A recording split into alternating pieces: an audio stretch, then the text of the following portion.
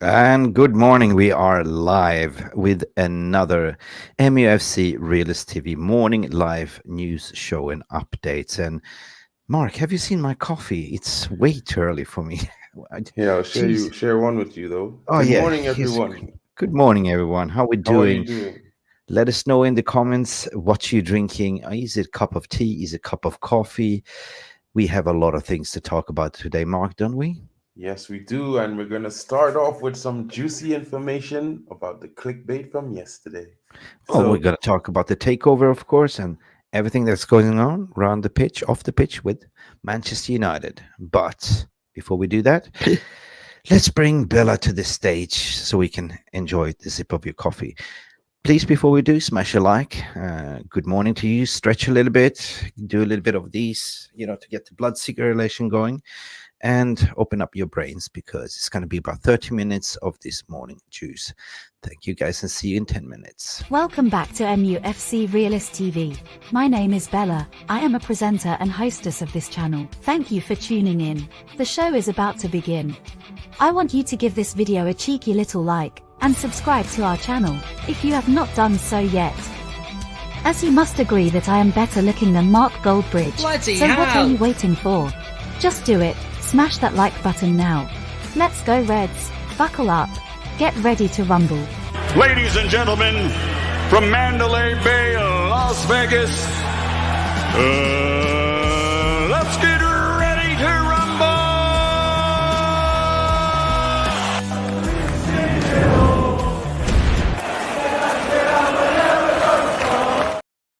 And we are now live officially. Did you have a sip on your coffee there, Mark?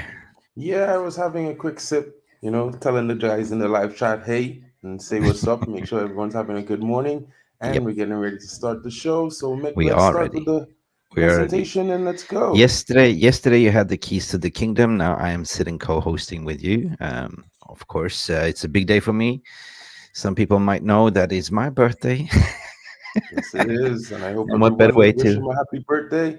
And this morning, hopefully, before the show is over, we can get to 51 likes because that's his age today. So have a good day, everyone. Hush. Don't disclose my age. Age is like a wine, Mark. You know how it is. But thank you. What better way to start the morning to spend my birthday with the people that I care and love about, and which is the you guys in the VR room as well. Whoever's awake, let us shout you out. We can see you. We feel you. Good morning to you. Whatever you're drinking, coffee, tea. We have Jamie Wayne is in the house. We have Director Me. We can see you. We have Aya. Araya as well. Hi, good morning. Good morning. Dan Smith is back for saying happy birthday, Mick, and say happy birthday to you too whenever your birthday is. It's just another day, but I take that compliment. Yesterday by midnight, my wife was there like clockwork with cake. Surprise, surprise. So I had my cake. Compass Murphy's here. Good morning to you, Compass. How you doing? Big up panel and the chat. Big up to you. I know it's so unprecedented for morning, like because you know that I'm a night person, like So Neil the boss, morning guys. That Bloomberg article from Ratcliffe is the worst piece of journaling in Bloomberg history. David Hillier should be sacked of the press office for that awful reporting. We're gonna dive right into that as well. That's what we're here for, looking at the article, cooling composed, applying our logic and reasoning and our thoughts, comparing apples to apples. That's what we do. um, for you that's been following this channel, we know we are anti-clickbait stuff. We don't like the sensational stuff. We like it to keep it real. So it is in all fairness that we will analyze this article, and we will analyze what's been said. Always look at the facts from one side of the story, look at the left side of the story, and whatever we present is our final thoughts and analysis. And at the end of the day, it is how you receive it and what is your truth. That has always been the motto of MEFC Realist TV. Good morning, good morning. Let's stretch a little bit more. Who else is there? Who else is with us watching? Wherever you are watching in the world, let us know in the comments where you're from as well. Mark Davis is saying hi, Mick and Mark. Top up to you. I'm worried that Jim will keep the Glazers in. Do you think that Quartia will will up the bid glazes out, Mark? Well, should we just dive right into it, Mark, or is there any Yes, let's more get we need into to it. shout So out ping here? the Because guys. I know it's early. I know that people will catch up later on with the stream. It's 8:30 in the UK time, 9:35 where I'm sitting. You're sitting in Berlin at the moment, right, Mark? Yeah, so No, it's same 9:31 my time actually. no, you're not in Berlin. You're in Düsseldorf, Germany, Yeah, I'm right? in Düsseldorf, but it's same Berlin time basically. So Berlin time, maybe yeah, like 1 or 2 minutes off, but yeah. generally And same. I'm same time for zone as you, Central European time, basically for another 2 weeks, and then I am off to Asia Pacific. Woo! So it's going to be streaming 7 hours ahead of UK time. It's going to be challenging, Mark. Well, you'll make it work. That's how it goes sometimes. You just gotta deal with the cards that you've been dealt sometimes, you know what I Thank you, mean? Mr. Banda, for your birthday wishes. I take it to the heart. Thank you so much. Michael Powell, say happy birthday, Mick, and have an awesome day. Thank you so much. From Warwick, England. How's the weather over there? It is getting nippy here, to be honest. That's why I'm wearing a beanie. It's cold. It's cold. Morning, Kev McGee. Neil, the boss. Hides the sources, shite people multiple times. Yeah, we're going to dive right into this story. So why not? Why not? Thought always about to, as a tradition, we always like to warm up and stretch up together with our VR room, because you're the ones that are making this channel. We are now 17,100 subscribers. Whoopsie days. And I want to give Mark his flowers as well. Congratulations, Mark, because last morning it was your first morning show. And how did you feel? Yeah, I felt pretty good. The guys in the VR room complimented me well. They posed some questions. They were there. They supported me. I enjoyed it. It was good to bring some news, try to clear up the air on some of the speculations that's going about, because at the same time, everyone is like, this is happening and this article is happening, but a lot of the articles are just have new headlines but recycled information that are weeks old. So we got to Hmm. pay attention to that, because it's, as we know, the international break and there's no club football, so they have to Yeah. sell their papers. I mean, Articles need. your angle is more like, to analyze the news, what's been printed out there. Like, we are not the news. We are kind of analyzing the news and putting our thoughts to it, like, with the, applying logic and reasoning. Yeah. And at the end of the day, it's, how you take it to your heart. That it's your truth, isn't it? Like, the middle is always the truth, isn't it, Mark? So, Yeah, there's so always proper information in between, so you have to take your time and not get feed into the hype sometimes, you know what I no, mean? of course, it's been international break, and we've seen this playbook before. As soon as there's international break, we see these stories coming out in the socials. We know who the journalists are. Like, it's all about dressing room unrest. It's about rumor mills. It's about takeovers. It's about everything, because they don't have anything else to write about, because Manchester United is not in town. The circus has left the town. That's what we say. So they got to entertain Exactly. us. Piyush is here as well. Good morning to you. Do you know what is funny is that they put thumbnails Sir Jim favorite, but when the news comes out that the Qatar on the brink, it's ignored and labeled as nonsense. Yes. So for you guys that's been following this channel for the past 10, 11 months, there has been tons of videos under the video playlist called #GlazersOut. And there's tons of information you can go back if you want to entertain yourself. All the groundwork has been done. We have been extensively looking for forensic investigation, looked at both sides of the stories, and we come simply to our conclusion, what we believe as well. And at the end of the day, this is the biggest scoop of the century, right? And I can see some journalists are treating this like, how do I say, they will get the Pulitzer Prize. It's like, but the one that's suffering at the end of the stick is the United fans that's reading this. And it's kind of a little bit of our duty to say, look, let's analyze it. Let's look at it cool and composed, and let's unpack this. As you said, a lot of people just read headlines and not the full context of story. So let's dive right into it. Peter is here. Happy birthday, Mick. Big respect to you. Thank you, Peter. Do remind me when it's your birthday as well, so I can wish you a happy birthday back, my friend. Anyway, time for some coffee. Time for another sip. Cheers for you. Mark, let's dive right into it. I know that people are dying. I mean, we saw the headlines. A question is here that we have to pose to you, audience, in the VR room that's watching. We saw the report came out yesterday from Bloomberg, yet a story that you have to pay for to read the article. I was sent, screenshots from the article that I, didn't have to pay for just to analyze it. Cheers, King. Thank you so much. Birthday. Let's get on to the news, and thank you for all the happy birthday. I'm just getting humbled there. So let's just analyze it, Mark, in our way, in realist way. So there was an article yesterday with a big headline, Mark, that says billionaire Jim Rattcliffe leads the race. Invest in Manchester United. First and foremost, like we've seen these headlines before, to lead the race. It's like a F1 formula race, like you're in a pole position. That's been the theme the whole summer, right? So first and foremost, that is the headline. If you read it, it says billionaire stake offer could value club at 5 billion. Could. It's another word. Could. Right? Pick the words. Exactly. Ratcliffe comparing against rival bid from Qatari's investors. Okay. So could is another one. And this was written yesterday by David Hellier. All due respect, David.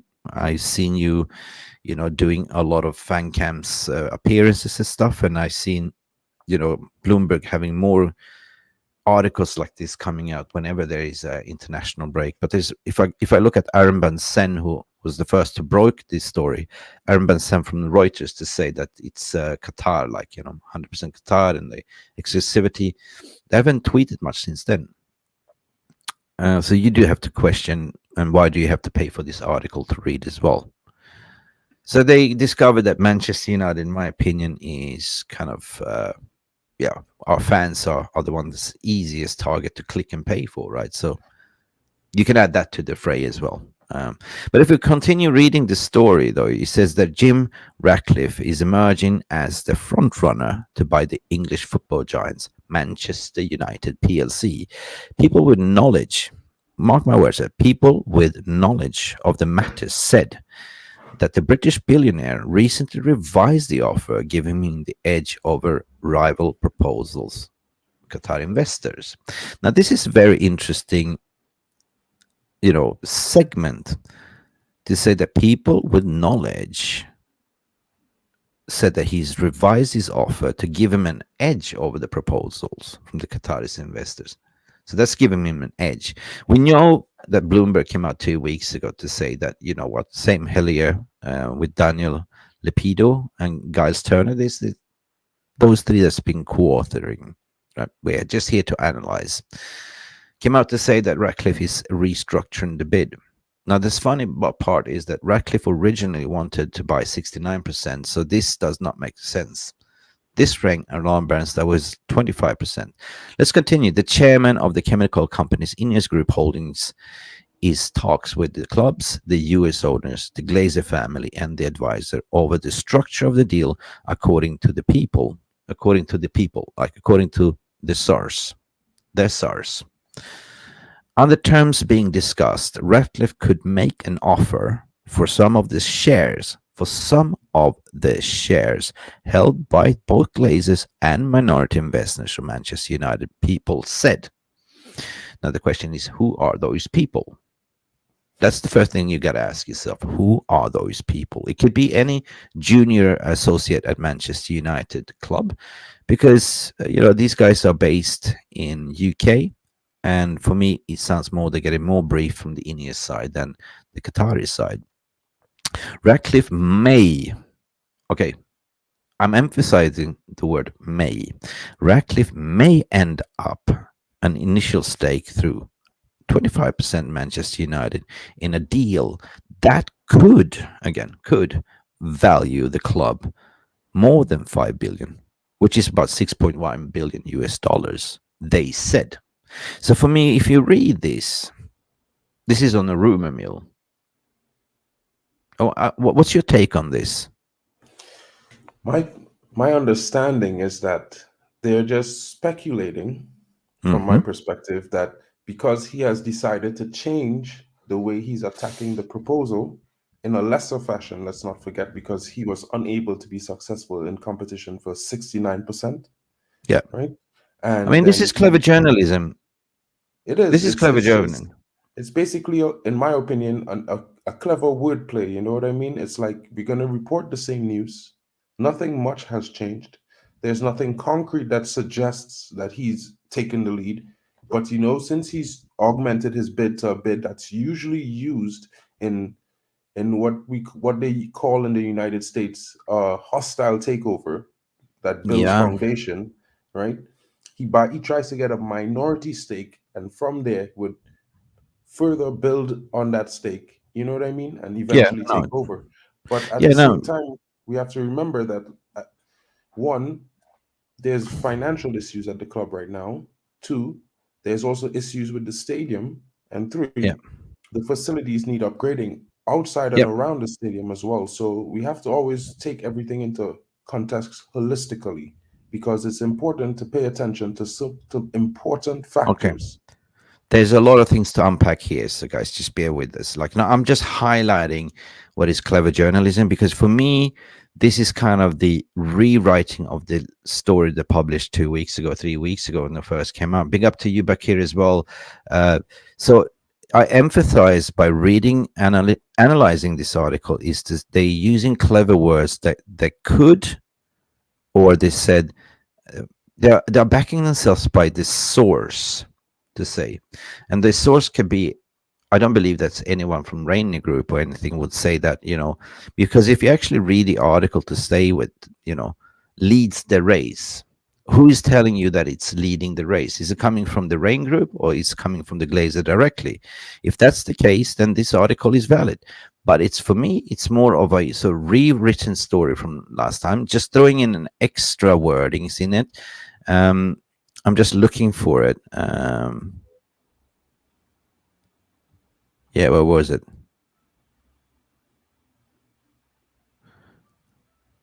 People with the knowledge of the matter said. People with the knowledge of them. So who are those people with the knowledge of the matter said? It could be the you know, the kid with the PlayStation next door that read something or tweeted something. You know what I mean? It could be anyone, right? And give an offer to give him them the edge. So this is another word, giving them the edge, right? But here's, like, you know, this is what you got to pick up. Ratcliffe could make an offer. Could. That is like indefinitely. We don't know. It's speculative.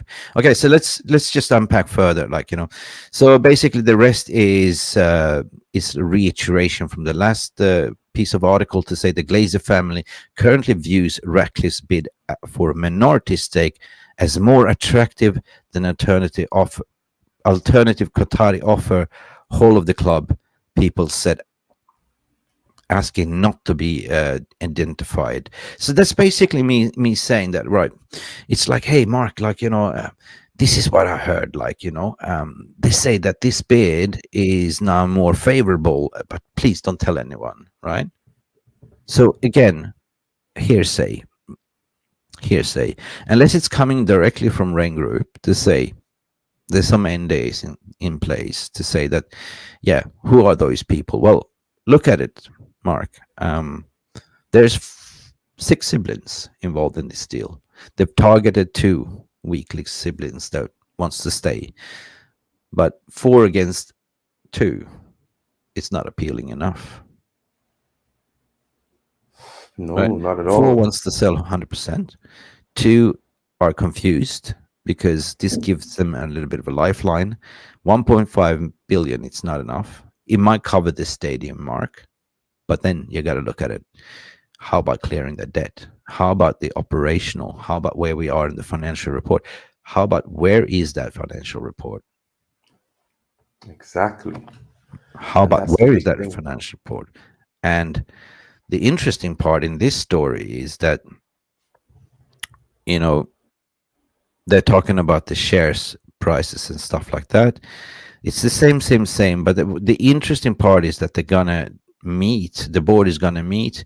Of course, you have the minority investors like Lindsay Train, Ariel Investments, Eminence Capital. There's been that you know, litigation that have been left out of the deal because they want to have a cash out as well. So for me, it sounds like, hang on a second, this is not the cleanest deal. This is the last straw of the dice in a way, and it's going to complicate things. There's no guarantee that if I give you 1.5 billion now, right, that your share price will be sitting on $26 in 3 years' time, because this deal is no guarantee for the Glazers either, right? No guarantee at all.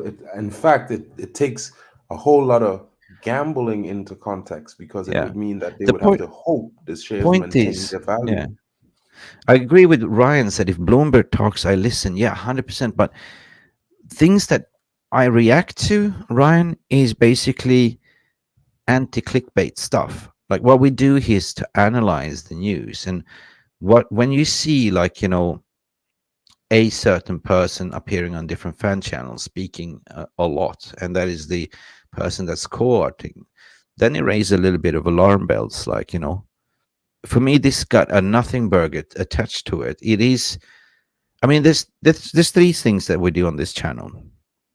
All right, we are never biased. We always look at 2 sides of the story. We're here to sort of analyze both bidders, like, you know, the manifestos, and at the end of the day, we're also here to provide, like, you know, a voice of reason, like, you know, to be the motion sickness pill, applying our logic and reasoning. And at the end of the day, what you think is your thought process. But I'm just applying my journalistic, like an analytical skills to say, like, you know, well, this is pretty much the same story, but, you know, with some hearsays attached to it, right? I want to go to my friend Swedish Rumble, my good friend Swedish Rumble, because me and Swedish Rumble is a very respected, how would I say, he's a solicitor. He works within the merger and acquisition, so he works with this takeover stuff, right? I'm going to disclose his name. I know who he is personally. But what he wrote in this tweet is exactly what I'm thinking as well. So I want to walk that over as well, because this is exactly the way I would have broken it down, Mark, as well. So he says here, there's 2 things that sticks out. One, Glazer family currently views Ratcliffe bid for a minority stake as more attractive than alternative Qatari offer for the whole club, he said. Number 2, People United's board is set to discuss the latest proposal at a meeting as soon as in the next few days, People said. Very, very good. This is exactly the way I was thinking. Until now, I think there has been clear logic behind both bidders' action.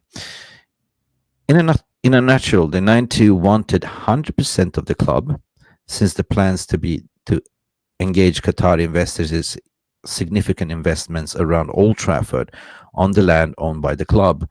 Plans, as always, is difficult to implement. A target of company minority of owners could be object to any transaction between the target and the majority owner. So it's basically like, if you look at the target ground, like an Old Trafford, they are looking at some redevelopment. They are looking at to either, like, you know, build a stadium somewhere else, because that ground where Old Trafford are sitting has some major complications in order to do so. It's not stable enough, to be honest. It's natural that a company like Ineos only could have wanted 69%. Right, this is interesting. Glazers owned. Even if Ineos could curse, I can't read this. Even if Ineos curse preferred 100% at 6 billion enterprise valuation, the cost of remaining 31 is up 1.5 billion. That is a lot of money. Ineos lawyers deemed it as is possible, and the law of Cayman Islands and US securities law do not prevent a transfer of a majority stakeholder making an offer without minority owners. So it's basically, yeah, by Cayman Island rules, where the company is incorporated, I mean, we're talking about Manchester United PLC, you got to do something called fair buyout, fair earn-out clause for everyone. That means minority investors and how do you say, majority investors, class A, class B. So that is the first thing they have to adhere to, right? And that's why you see the class action being taken as well. And deal in two tranches, 51% of the shares first are sold, followed by 80% of very common to achieve variable purchases prices. What he's trying to talk about is the earnout clause. Simple as that. Yeah, you have to, by Cayman Island rules and legislations, everyone can look that up. You need to do something called fair buyout, meaning that the both Class B shares and Class A shares are met by the earnout clause. It could be $32 per share, $36 per share, right? Do you understand that, Mark, as well? Yep. Yep. So it doesn't really make sense that why would you go for 69% to 25%? Well, the Glazers already looked at the 25% with the minority investors long time ago and excluded them, right? But he says, this is where I agree with him. I cannot even with a significant portion of imagination see this logic behind Ineos buying 25%. I cannot see that either. Of existing shares, though a public tender offer, at a valuation that makes sense for Glazers, at least at $33 per share, not only could Ineos surely directly to buy a large chunk of the minorities shares directly from Ariel Investments and its fund Lindsay Train. So, but what's he's saying here? If he wants to buy those minority investors, he don't see this as a plausible. He has to go directly to them, knock on Lindsay Train's door, say, "Are you willing to share? Are you willing to sell?" So it's a very complicated situation. And these people hold it around $25, $26 per share, right? It's just hard to see how the value of those shares would have, as long as minority stakeholders held by the Glazers was maintained. But it could be a mechanism in place that would give him a majority ownership down the road. Yes, theoretically, but I've never heard, this is what he says, and I agree with him, I had never heard a transaction like this, that which is agreed long in advance of the actual majority of this stake changing hands. And then it continues. Absolutely. Why would the Glazers accept this? For the siblings staying only means keeping the financial upside of the ownership in Manchester United. This surely is zero upsides for them in just controlling the shares if a price already agreed upon.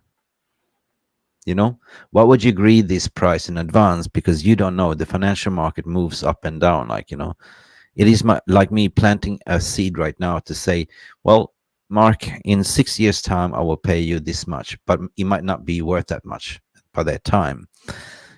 Sure, the price could be variable. Could the Glazers want to remain in charge and get paid a price 3 to 5 years later? Then correlates how many have developed return on the investment in the club. Listen, there's a lot of things that he's writing here. Go check it out.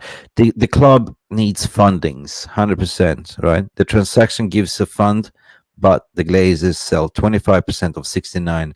They will get around 1 billion. That could be reinvested in the club. But what about the rest? I really love to bring you on again, Swedish Rumble. We speak on the phone as well. So, but you know, the way he's thinking is exactly the way I'm also applying to this. So let's unpack this. Like, you know, we read now the Bloomberg article. I've given my thought process to it. What is the VR room thinking, and what's your initial thinking about this, Mark, as well? Well, I kind of have the same line of thinking as you and Swedish Rumble. I'm looking at it from a perspective where we have Logical. to take into consideration the value of the stock market, it rises and falls. You know, you have to take into consideration that none of the investors want to lose when they sell their shares, if they sell their shares.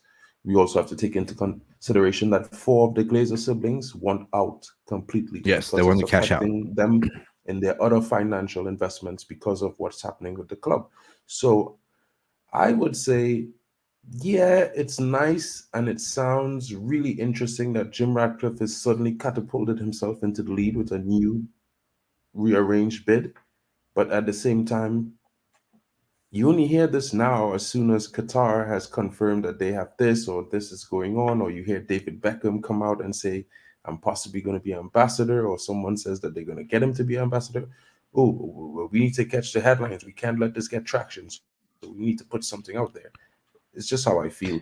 At the end of the day, I could be wrong, but at the same time, I've just been looking at it from the perspective that the guy usually in a takeover, the team who loses, they speak the most. Yeah. So I was I just texting think, a respected journalist within British media yesterday to ask his opinion as well. And it's like, and I said to him, like, what's your take on the Bloomberg story? I just asked the question, what's your take on the Bloomberg story? Nothing else.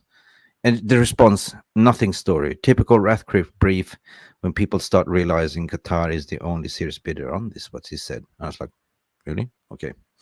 So for me, I've been always say, I think it's a lot of smoke screens. It's like, we covered this before. It seems like it doesn't make sense to me. Like why would you all of a sudden go down from 69% to 25% minority if you've already been outed? When I say outed, you are competing against a bid that you cannot win, right? Because even some other reports are suggesting that not we suggesting though, but some reports are saying that Sir Jim Rattcliffe is out of the race, been blown out of proportion, but he's still coming back. Wait. For me, it sounds like this is another tool for try to squeeze out more money from Qataris. sounds the same. It sounds like they're just trying to Like a smoke screen, like a prop. Yeah, they really. It sounds to me like they're trying to hit that 6 billion mark or as close to as possible, And we all know the Qataris have deep pockets, but at the end of the day, they're good businessmen as well. They invest well in everything that they do, and that they take a lot of sincerity and interest in what they invest in and how that works and how it applies to the brand that they're developing. So of course, if I was the Glazers, I probably would try to get as much as possible. But at the same time, I'm not like them, because at the same time, I would care about the business I have, and I would have sold it already, because if I have to wait a year to get 200 million, I mean, at the same time, I'm probably going to spend 200 million in that year, because that's the type of business I have. You know what I mean? I want the owners that are willing to clear the debt. They are willing to invest money into the club. Manchester United is large enough, generates enough money to be sustainable by itself, operational costs. We just need somebody to come in there, help us out the first 3 years, like, to build a proper structure. Like, I mean, when I'm saying structure, I need to put the best people in place, above Ten Hag, create a footballing vision, clear the debt. God's sake, do something about the training facility and Old Trafford, the leaking roof and everything. So, I'm not a structural designer, but what I've been hearing is that ground underneath is not stable enough to build extension. So they're looking in ways to sort of, how can we do this? Like, would it be more sensible just to build a new modern stadium next to it? I don't know, because then you have a lot of sentimental values, like in Old Trafford, Stretford End, and all that stuff, and you still have a lot of memories into it, right? And then you look at the Bernabeu Stadium, what they did a madness over there. They were rebuilding it while they were playing still, right? So today's modern technology, I'm sure you can do a lot of things. But for me, where we are at this stage, to be honest, like, it's jolly. I mean, I hope Mick is right here, but it's Bloomberg. They don't really make clickbait stuff. Yeah, but what I mean is that if you click on that article, you have to pay to read it. If you click on Reuters, it's free to read, because you make money enough on advertising. This is why I don't like if you pay for it, and what you read is then you've been clickbaited by the headline, because everything else is same information, exactly what you paid for 2 weeks ago. What it said was a restructuring bid, and it could be like, could this say nothing concrete. It's just a follow-up story. Where we are in this contract and conclusion phase there's been no linear time frame, but this is the earn-out clause that we are talking about. This is the closing of transaction, and the deals can have been agreed 2 months ago between both parties, and but there's a lot of groundwork to be done, like, and a lot of legal paperwork between the lawyers, transactions. This takes time, right? This is a $1 billion deal, like, there's a lot of parties involved. You got to comply to the SEC, like, the stock market and everything. You got to done the directors of fitness test, working with the government, the Prem and everything. So this is lawyers in action, I think. And that's why you're not hearing anything. You don't hear anything from Ineos side. You hear a lot of things from the Ineos side, but not from the Qatari side, unless there came out stories from Qatar, rumblings coming out there from their publications. And by all means, in Qatar, it's not, or in the Middle East, you're not allowed to publish fake news because it's punishable with the hefty fines and imprisonment, unless that's coming out from approval from the state, and it's fine. Anyway, so in conclusion, ladies and gents, I've presented you with my analysis and my facts. Mark has said his bits. I want to hear from you. What do you think? Can we be, for me, if Ratcliffe comes in like a minority investor, I can just see him being like, pumping in money into the stadium. That's about it. That's all he can afford, 1.5. But what about the buying out the minority investors? He has to go and knock on their door. Are you willing to sell some of your shares, right? It comes down to who has the cleanest deal. And this is throwing the spanner in the wheel for me, because this is going to take years and years and years to do, right? Mark, what do you think? Like, 69% to going to 25, it's pretty much a desperate attempt.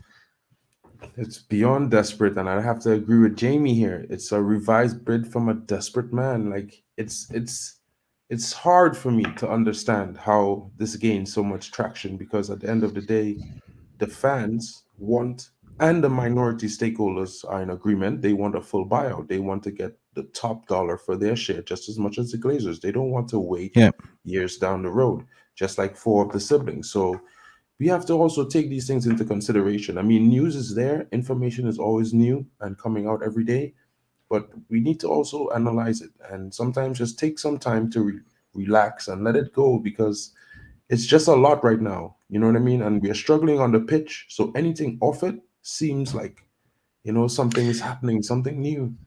Yeah, no. I mean, I have a problem with the Ratcliffe bid. It doesn't cover what we fans need, If Ratcliffe was saying that he was a boyhood United fan, I've never seen him pictured on Manchester United jersey, or going to the Cup final 1999, or there's a lot of stories, right?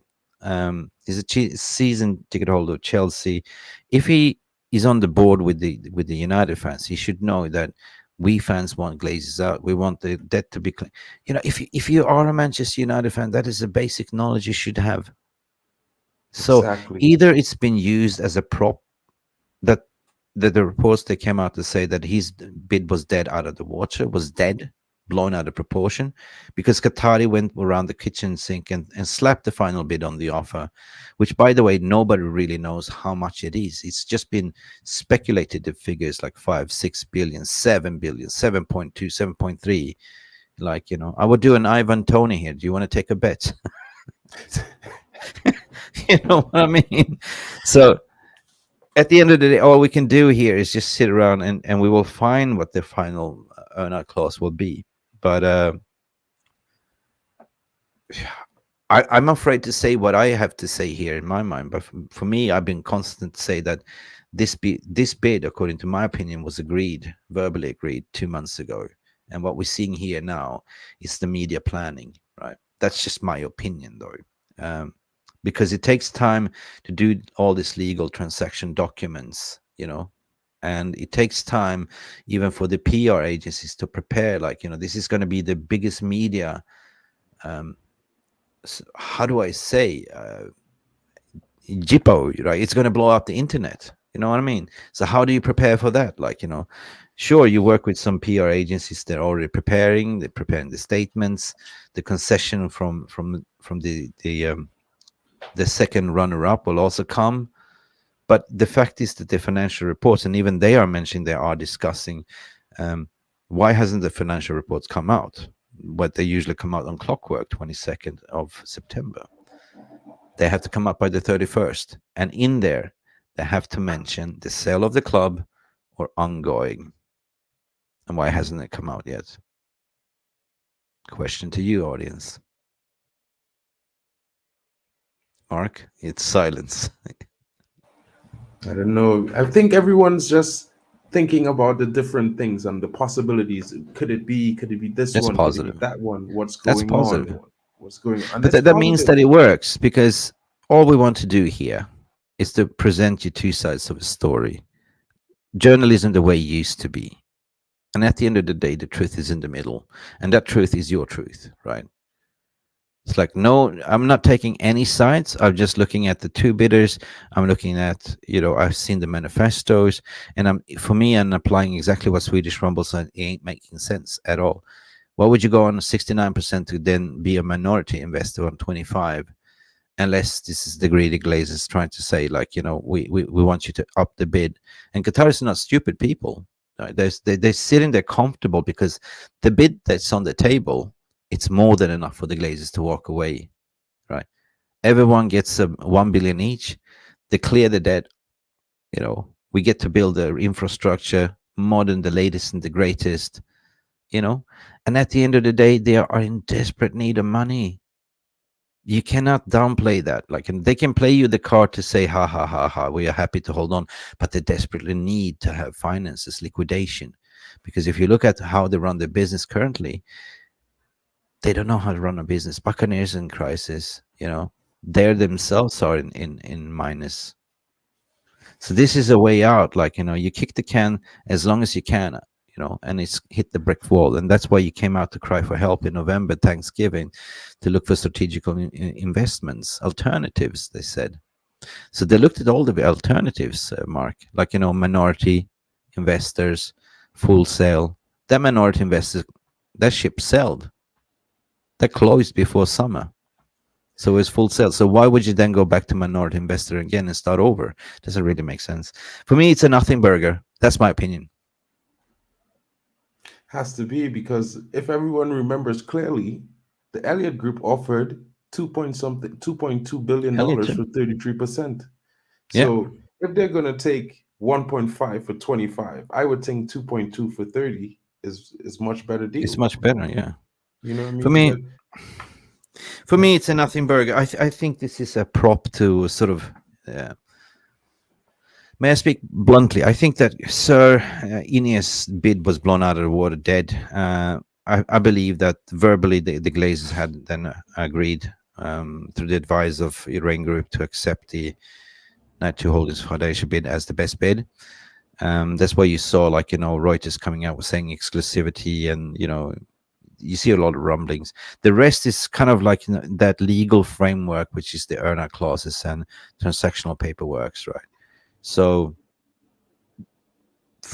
I think media is catching up still and trying to sort of profit still on this gravy train. When I say gravy train, it's like the clickbait stuff. That's just my thoughts. Maybe the media had got it wrong this time. Like they have to do forecast planning for stories and how they develop them and how it progresses and stuff. And I feel like they got this wrong. Maybe they planned for it to be a bigger hype, and it would finish within a certain time, and then they got thrown off by the delays and whatever, because they don't actually know what's happening.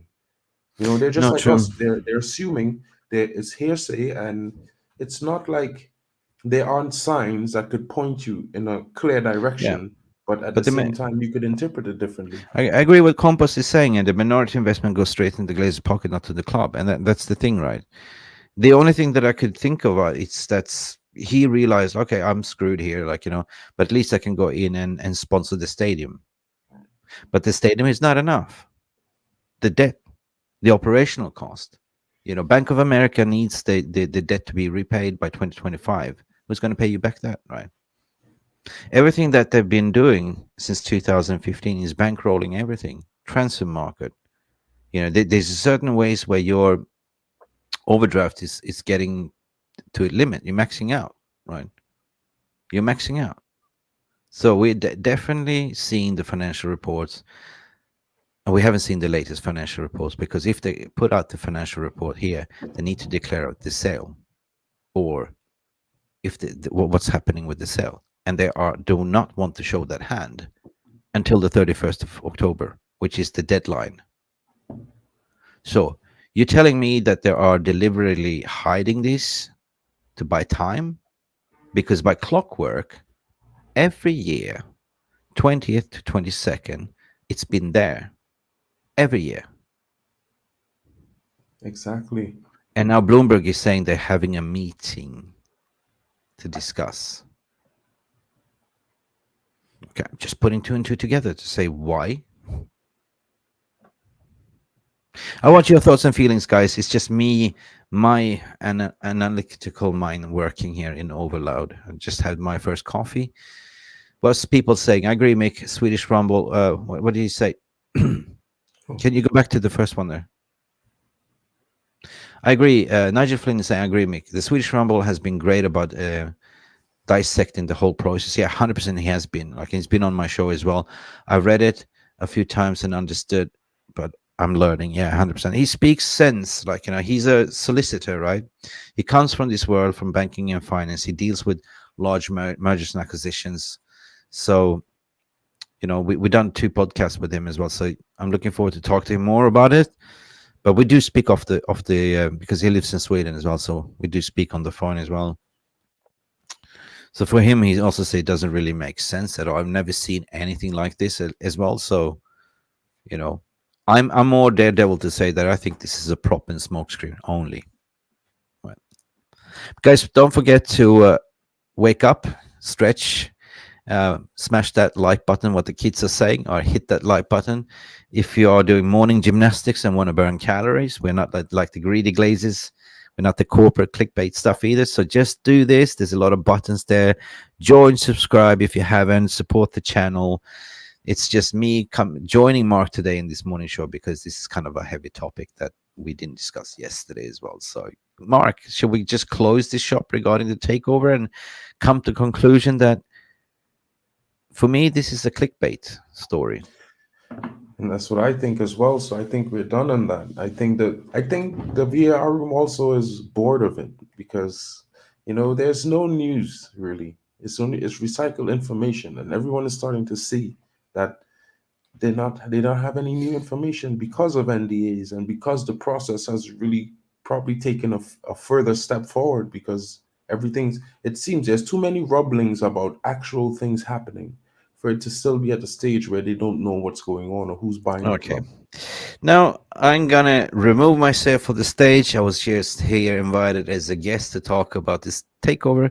This is Mark's remaining of the show, and he's going to talk about other news, right, Mark?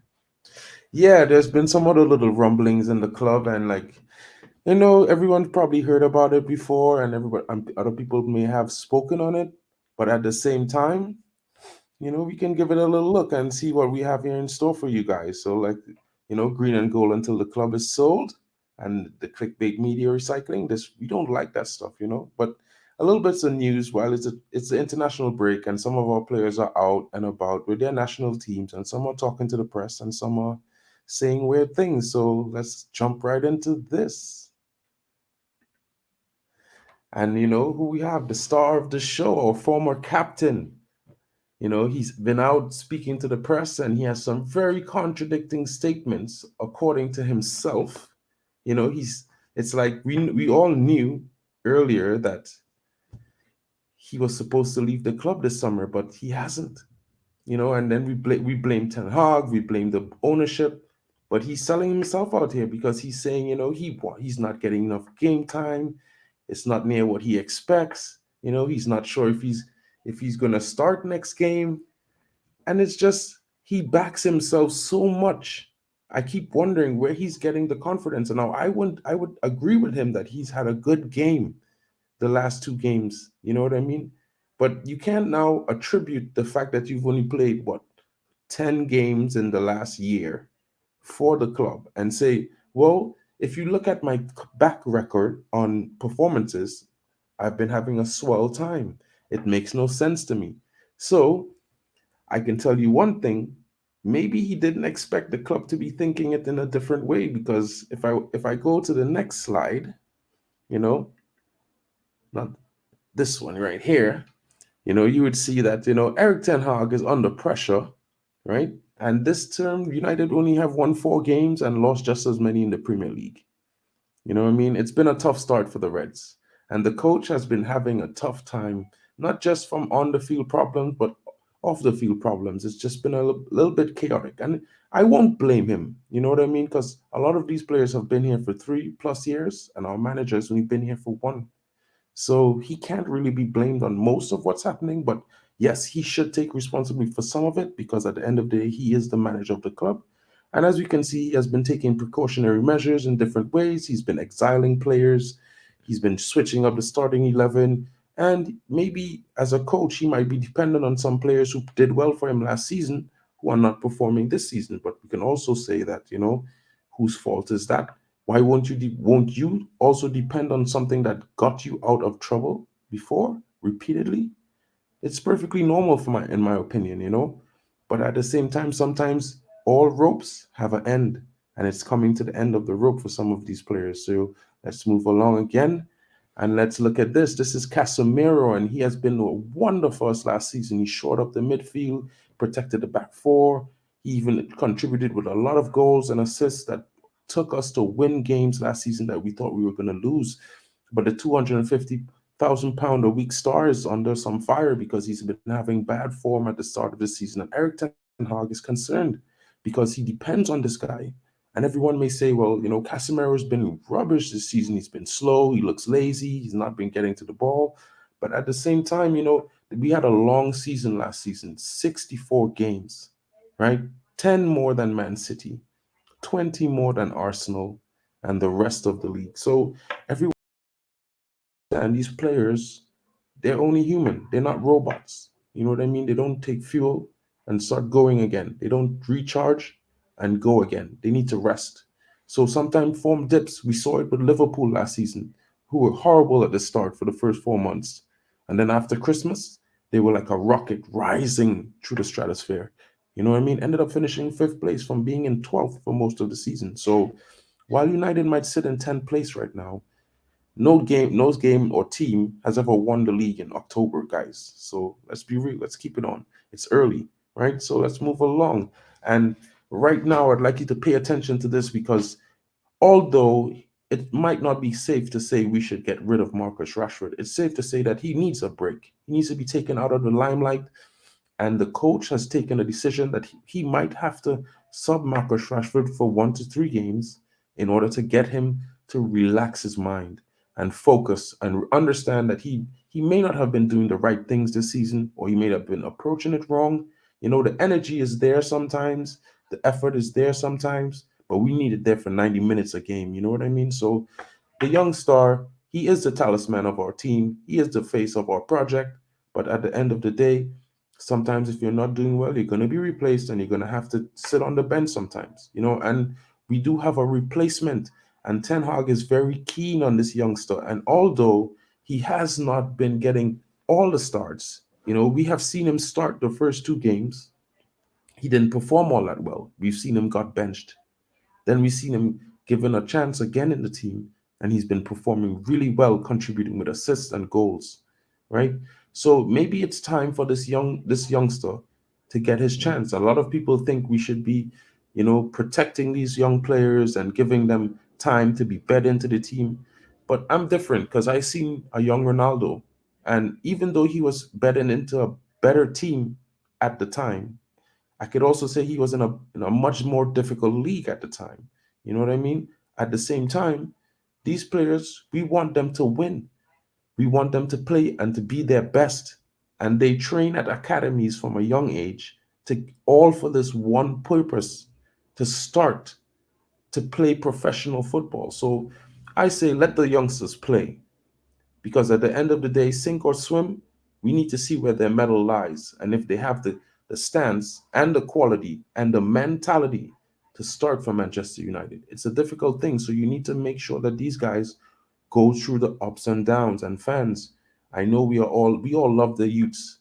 You know what I mean? But sometimes we are impatient, because we are Manchester United at the end of the day. And the only result is a win. You know what I mean?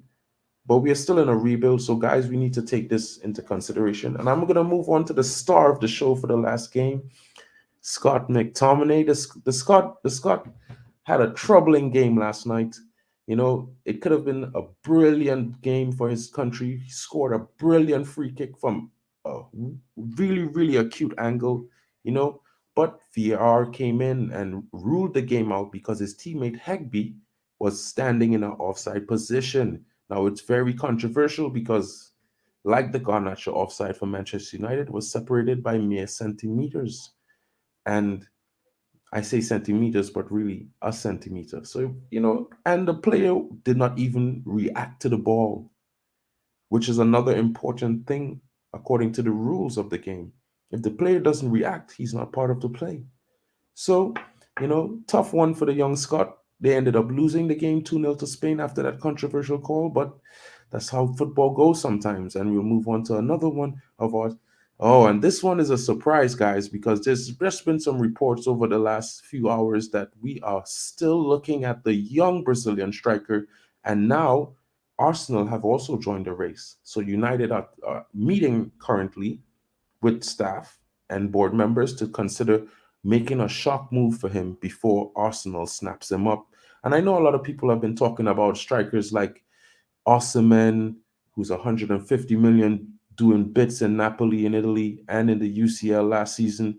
And also a lot of people are interested in the return of Ivan Toney, who has been banned for 6 months and should be returning in January, interested in whether Manchester United or Arsenal, where will he go? But as we see, Arsenal and Manchester United are currently competing for this young talent. So who knows where he might end up? And we can say that, you know, United aren't trying to do things differently. It's just that, as Mick has reported, the funds have not been there, you know. So We're we have talking been about short. Marcus Leonardo, of course. Yeah, I have to talk about Marcus Leonardo Oh yeah, because we are yeah. very much interested in, and the gaffer seems to be very heavy and keen on having a different type of forward join his new signing Rasmus Højlund to give a different blend in the attack. He always talks about fluidity, so I think his option is having two types of strikers that do two different things that make the forward line a different type of attack each time. Yeah, Marcus Mick, what are Leonardo your was thoughts? one of these strikers that was clearly linked in this summer. We could have gone him over the line for 17 million euros. He rejected actually to go to AC Milan. We did a full scouting report on Marcus Leonardo. So if you go into the video channel, go check it out. You can find it under the videos and player profile. Go check it out. Like, you know, he's actually done. He's a very young striker, but he debuted very early in his first team appearance. So if you compare likes to likes, how many caps he started 220 appearances within the first team. It's actually the same amount of 27-year Scott McTominay. It's a totally different striker that Marcus Rashford offers. He's a little bit reminds me of a prime. How do I say? Yo, he's a very low center gravity, fast, quick, has the skills of Anthony Martial, can play with his back against the goal, very good at link up play. But he reminds me of old Ronaldinho. You know what I mean? The Yeah, old he's got the Ronaldo flair as with well. him. He's got that flair, right? So yeah, they couldn't make the deal. So Santos decided to, like, you know, yeah, we need to sort of offload a lot of players, and there is rumors for January. So I do hope so. Another player that was also heavily scouted by the United department was actually Benjamin Sesko. So there's these two strikers as well. Now we already have that tall stature of striker, like Benjamin Sesko has the same traits as, you know, Rasmus Højlund. So we need this other type of striker, similar but very two-footed as well. So he's a very good dinker of the ball, of the chip master, may I say. So, guys, let us know what you think. Marcus Leonardo, I think that would be something from the grassroots as well. Exactly. It's very interesting. It's very interesting. And, you know, I'd like fans to remember that, you know, we have a lot of scouts, and sometimes we don't see the actual work that these scouts do, but they're working and there's different things happening. Because if we go back and look, I'm going to show you two players, another Brazilian, young Brazilian, Savio on the left here, who's currently at Granada, and this young star is really lighting up La Liga right now. And there are a lot of teams that are interested in, mostly in the Premier League, but also in the Bundesliga, like Bayern Munich. and like Tottenham Hotspurs, Arsenal, Chelsea, they're all after this young star. He's been showing up in La Liga this season and has been very consistent with his form, contributing goals and assists so far. And I would also like to draw your attention to on the right to Yeremy Pino. The young Spaniard has the United scouting department bamboozled right now. They can't stop talking about him, you know? But this is another signing that might only be possible if we leave, if Jadon Sancho leaves, or if we don't see a return that might shock people, like I spoke about yesterday of Mason Greenwood. So everyone just, take it into account that the scouting department are working, different things are going on behind the scenes. Ten Hag has a plan, most importantly, he has a plan. And at the end of the day, we have a lot of players here that came from a mixed match of different managers and styles. And he's slowly trying to weed them out and get the team into one focus for the system that he has intended, which is a fluid system of attack. So, keep your eyes and ears open. The January window might be crazy, especially with the news of the possible takeover. And if we was to get Qatar, can you imagine what our team would look like in January? What are your thoughts in the VR room? Come on, let's discuss. Mick, what do you think? Wow, this is exciting. This is non-Manchester United way to go for the grassroots. But you know what? I'm a big advocate of grassroots players. Guys, just remember that before Ten Hag was a manager, he was actually a scout, and the players that he recruited into Ajax was all from the South American grassroots leagues. So he's got an eye for the prize there. So it's all about developing for the future. It's not always getting the clear and obvious. Like, we're building a team for the future, right? So I'm excited, 100%. Yes, we can go out, and we've done it so many times before, to go out and getting the clear shirt seller, the clear and obvious Victor Osman, 115, taken to the cleaners, and they end up taking the piss and walking away from the club like a Jadon Sancho. Never delivers. Why not just get those hungry players that come from the streets of Argentina, Brazil, that wants to make a name for themselves? It works. We've seen Julian Alvarez at City. We see in Casado, they come in and they're warriors. They will fight. They will go through the brick walls. We don't want these overpaid, complacent players. And while we're on the topic of South America, I'd say Moises Caicedo had a brilliant game last night in World Cup qualifying. He had 2 assists as Ecuador beat. Colombia. Ecuador beat Colombia yesterday. Did they? I believe. Yeah. 2-1. Big up, David, and thank you for your birthday wishes.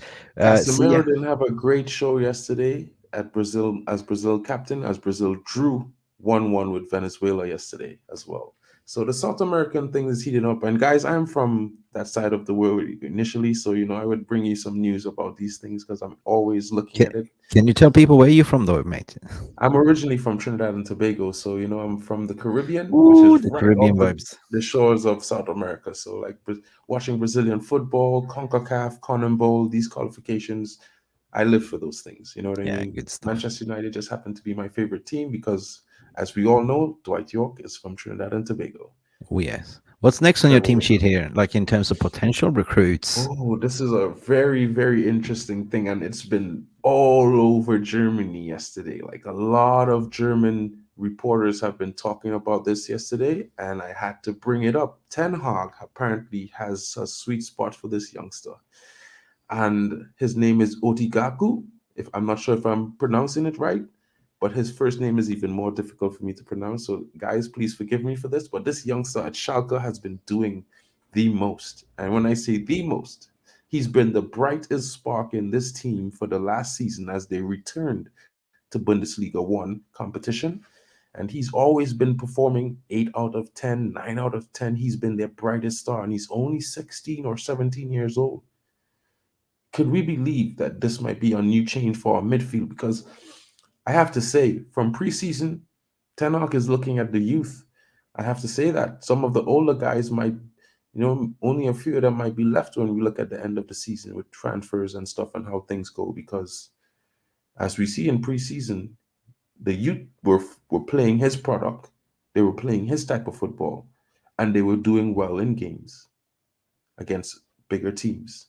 more experienced teams. So this is the way forward, and this is one of the new midfield starters that's emerging in the interest of our manager for coming to the club. And he's going to start by, changing the dynamics of the youth team and preparing them to come into the first team. And the problem I know fans think, we haven't seen much of the youth come through, but we also have to remember we recently changed football style, and the whole theology is different right now. So we went from a team that plays more of a counter-attacking football style to a team that now is going to play a possession-based football style. So at some of the young athletes that we had at the academy, they may not be able to adapt, or it might not be best for their development to go into that style.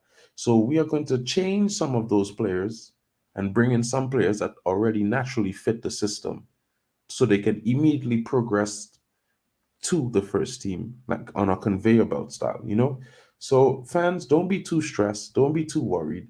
Have a little patience. The youth are coming through. We see Kobe Manu, we see Garnacho, we even see young Dan Gore Jr. the other night in the Carabao Cup, and I look forward to seeing them again. We have seen Hannibal, who I'm not a fan of, but he's been making a fan out of me when he performs well. Big up, Mark. So yeah, I want to hear from you guys as our viewers as well. Like, do you think this is the right path for the team development? Like, to look at the young youth, hungry players. There's something for the future, not just the clear and obvious shirt seller. For me, it sounds like we are doing something that we had never done before. It's just to go and scout properly, right? What we're presenting here is potential players, right? But we definitely need to strengthen the center back position. What you reckon, Mark? Do you think, because we've been doing some reports regarding Silva, Todibo, and stuff like that, at the current stage, guys, where do we need to strengthen? Do we need to strengthen all over the shop, or do we go segment by segment? Well, I would say we go segment by segment, but as we currently see our manager, he thinks more in a more dynamic fashion. And when I say dynamic, it's a positive and a negative, because when you do a kind of dynamic shift, you cause different things to collide, old styles, new styles, mentalities, personalities. And I think he's doing it in a way that he wants to shake up players, maybe possibly create something different with some players, you know what I mean? So it's a good thing, but I think we seen last season he focused on defense to build the foundation. So I think he's going to come in with defenders as the first matter of business, although it might be cost effective to go the other route, because as we know, like the defenders that we've been looking at, I mentioned yesterday, Goncalo Ignacio, he's brilliant and left-footed, very good on the ball, very technically sound. He could read the game very well, but he's also going to cost us somewhere in the region of 70 million. So it's like, do we go that way? Are we prepared to? Do we have the funding? No, but I think the right way is to go the Brighton way as well. Like, you have, proper footballing structure. You're bringing young, hungry players that can make a mark, that you can sort of sell on for triple the price. Like, even Ragnar came in and recommended players that are now going for 100 million, like 70 million. And these players were players like Caicedo. Who else was it? Alvarez was Julian Alvarez, the striker that went to City as well. So, it is to take a risk, but it's a low-hanging fruit risk in a way. But one thing that you can get is a passion, somebody that's willing to run through brick walls for you, like a Licha, like all that stuff. So I'm excited if we do that, because this is Manchester United's way has always been bringing the young British talent from the academies and stuff like that. But we are not the old Manchester United. We are the new Manchester United. That's we're trying to find out our new culture, new playing style under Erik ten Hag. So yes, we've been struggling this season due to injuries. Maybe we don't have the right personnel that can play that style of intensity football, because it demands a lot of intensity, high pressing. Play, attack as a team, defend as a team, play as a team. It's all about playing as a team, applying his rules and principles. So at the end of the day, I'm excited, but the proof will be in the pudding, wouldn't it be, Mark, as well? How we end up. Are we going to have money in January to spend? Are we going to have new owners that will clear the debt? eliminate a little bit of that FFP so we can spend some money in January. But guys, let us know in the comments what you think. Where would you strengthen right now if you were Ten Hag? Would you go to buy in a centre back, considering that we have injury-prone Varane currently sitting? Lindelof looks like he has also carrying a knock, which is not so good. Although Sweden won yesterday 3-1 in their internationals, some of our players did well. But I want to round up the show, Mark, by the stadium development as well, because we are kind of running a little bit of time. And guys, don't forget to like and subscribe. Mark is doing a fantastic job, and I'm just filling in here a little bit. Listen, what about the stadium development, my friend? Well, you see, everyone, this is what I want to focus my point on. My point of analysis has been centered around the stadium recently because it's the white elephant, it's our jewel, it's our history, you know what I mean? It's basically it's like our church, you know what I mean? Our cathedral, our Mecca of football, the Old Trafford, you know, the theater of our dreams. And recently, so many reports, even up to yesterday, I brought this and I mentioned this topic. It's because there's actual surveying going on. Actual companies of major construction companies are currently looking at Manchester United, different ways they can either redevelop the ground, renovate it, or if they have to absolutely rebuild it. And I don't want to make fans feel like, you know, we know for sure this is happening, but what I can tell you is that any change of ownership, right? This is the first priority because fans cannot sit in the stands and have a waterfall falling on their heads. You know what I mean? The hole is that huge. It seems you might think it's a drip. You know, we want something new, modern, something iconic. Like you know, fans don't want Qatar just because Qatar sounds great. Fans want to go to games, enjoy it with more and more fans, and sit in comfort, you know, and watch their team. And the team also needs something like this. I mean, Real Madrid, they have an amazing new stadium with a retractable roof, a retractable football field, and the players show they see the quality and they play at a level that merits that this is what we are doing here. And Manchester United used to be at the forefront, at the very top of technology in terms of stadia, in terms of training pitches, facilities, and staff. And now we are no longer there. We are at the bottom. We are at the bottom. We have even been bantered recently in an interview by one of our academy graduates, Charlie Savage. He's like, I came to Reading, and can you imagine our facilities could even be on par with Manchester United's? And even in some situations, I find it better and more modern. And this is him quoting. So it's embarrassing. Look, it is embarrassing. Basically, this ties in at the end of the show with the Glazers sales and everything, because to wrap things up, like, you know, Glazers, they bought, you know, the old lady, the Old Trafford. You know, she was then a youngster, the hottest girl looking in town, if you may use analogy, but they just married her and just left her there, like, you know, without even giving her pedicure and manicure. And it's just been left it to rot. You know, there's holes leaking in. There's toilets smells like, you know, I don't even want to say anything. There's hardly any Wi-Fi section. You go to the media section, you can hardly do your work there as well. And football has moved on. Like, you know, you want to have an experience nowadays. You know, people come to stadiums and people do talk. And apparently this is one of the reasons why Manchester United was not part of the Euros, like, you know, part of the stadiums is going to be played because of the redevelopment. And at the end of the day, Mark, as well, there's been some concepts, and, you know, we know that we need this in order to move on, but it's not coming from the Glazers' pockets, right? Exactly. So there is some stadiums that's been like, oh, this looks very flashy, you know. The question is that I've been trying to do some research, and I've been saying that in the beginning of the stream, the structural ground where it stands is not solid enough. So to do something to add on extra sections might cause some risks. That's why they're looking to kind of rebuild it and on the car park next to it, right? And perhaps using this as a how do I say it, for the women's team and the under 21s to play, right, and train and play, right? But in order to do some structural changes, that is the challenge. Is like, the south stand. How are you going to repair the roof? They haven't been doing it for years because it's complications to come in there with the cranes. So for when they built this stadium, they didn't think about building for the future to rebuild it. So it's like one solution all, and that's it.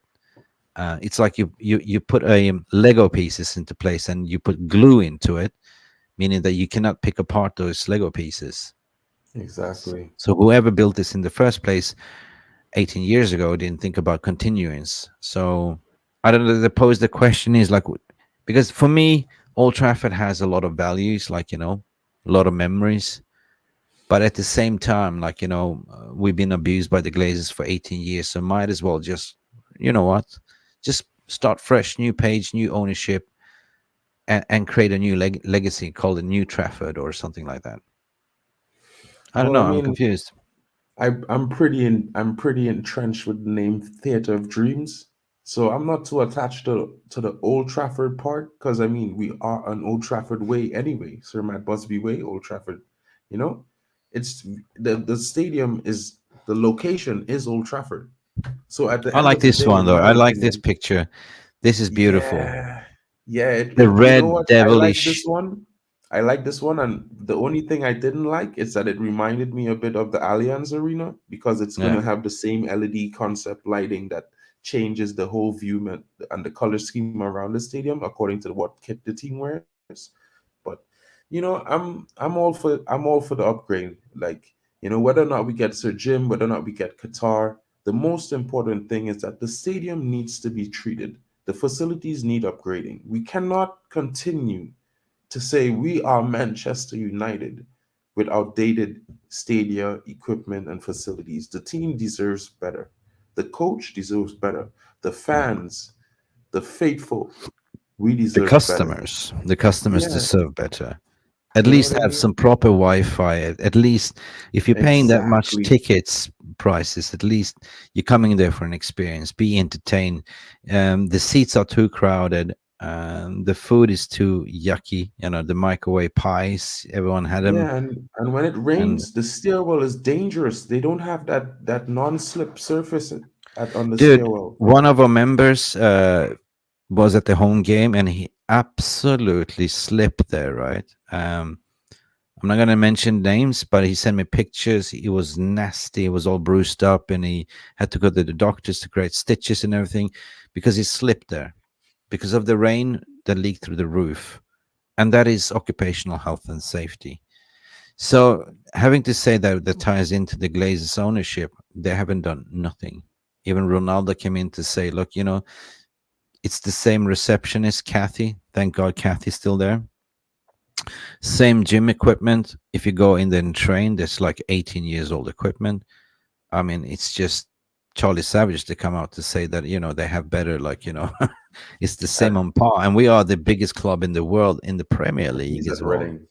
Reading, No yeah. disrespect to Reading, yeah, but I No mean, disrespect. we are So for, Manchester for United. Ratcliffe to come in and offer 25% will not cover everything. Yeah. If it's 1.5 billion, might go to the Glazers pocket, but it's not going to upgrade, the training facilities. We are a sporting club, and sporting clubs we've seen with injuries. If you have a lot of injuries, you have incompetent, non-existing physio department as well. Sports science doesn't exist. Muscle injuries, fatigues should not be happening if you have the right type of equipment and the right competent persons. Enough of Exactly. this running this club like a bank. We are a football club, not a business. That's what I want to say. And I cannot wait, Mark. And I don't know what you guys are thinking, but turning the page this season will be so significant and so sweet. And congratulations, Newcastle, for their takeover. And we've seen how that's working. It's going to be a gradual process, a rebuild within 3 years where you get in, start the project of building a new stadium or refurbishing, but also acquiring the best in class people that knows how to run a football club. That can Exactly. go, can go through Ralph Ragnick, Paul Mitchell's, just footballing people with some commercial sense. Commercially, we're doing fine because still it's a brand that everyone wants to be associated with. We just need that little bit of TLC. Old lady needs a little bit of a pedicure, manicure, a little bit of a makeover. I'm talking about theater dreams. Make it the theater dreams. Make it the best experience ever, right? It's like, Mark, it's like whenever there's the World Cups, everyone wants to have the best World Cup ever experience for your visitors. It's a competition. Qatar had an excellent World Cup. And rest assured, if the Qataris comes in, it's going to be the best in class. Best in class. I mean, I don't know about fans, but that 954 stadium was amazing. Yeah. It was built from containers, and you know what's most amazing about it? When the World Cup was over, they recycled it. That giant stadium that sat 200,000 people broke down Yeah. into 7 smaller stadiums. All right, people. 2 billion is what Orion is saying will cost to rebuild or refurbish. So Jim Ratcliffe's bid is not enough. Simple as that. How can we summarize what we've spoken to today? Because it's a time to close the shop. Everyone needs to go back to work.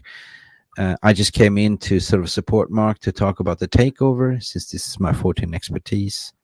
And Mark, summarize what we talked about today. The way So you as we all know, for all those who just joined and listening or who following us all along, we were speaking about the clickbait. The stories about the takeover with Jim Rattcliffe, who's going to take it over, his new bid of 25%.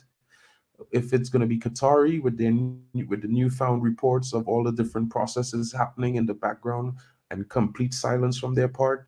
You know what I mean? So we also speaking about some possible new transfers and new players, young talents that the board are looking at, the scouts department have been bringing to the coach. And we also been speaking about different little happenings on the internationals where our players are featuring with their various national teams. And, just a bit of rumblings about the coach's decisions on players and his interactions with some players and bad performances and good performances and how he's going to reward some of them and how he's punishing some of them. And we've also touched on the issue with Jadon Sancho, which we know has not changed. You know what I mean? He's shown his immaturity by just not being able to do his job. And it's sad to see, really, because it's, something the club, we both wanted each other so bad 3 years ago, and now we at this point, it's unbelievable. Now we're divorcing. You know what I mean? But it happens. It happens. And we also spoke about the white elephant, which is the stadium, of course, and how it might might or might not affect the takeover, and how fans feel and what fans need. And at the end of the day, we're just bringing you our speculation or analytic, thoughts on the news around. So I hope you enjoyed it today. And hope you enjoyed the content. So I hope you all can Thank you, sir, him a happy birthday, as I am wishing you one now. And I hope he has an amazing day. And glory, Manchester United. Glory. Thank you guys for tuning in. Yeah, thank you so much for everyone that's tuning in, and thank you for all the birthday wishes. Thank you, Mark, again for inviting me to be the guest of my own kingdom.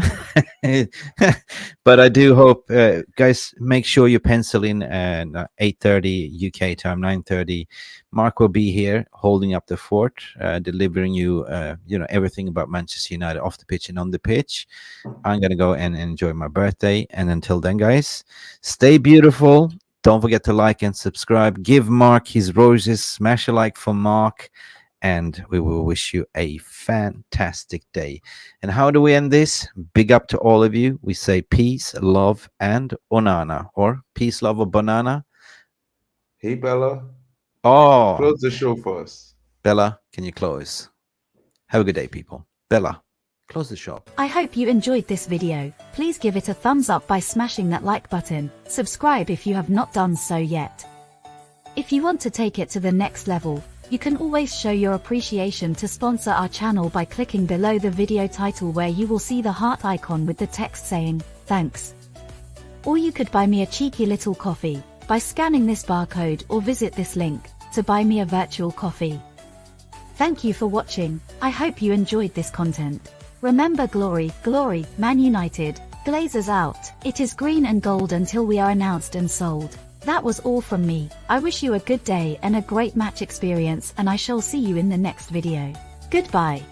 Thank you so much for stopping by and watching MUFC Realist TV. Don't forget to like and subscribe and follow us on the socials.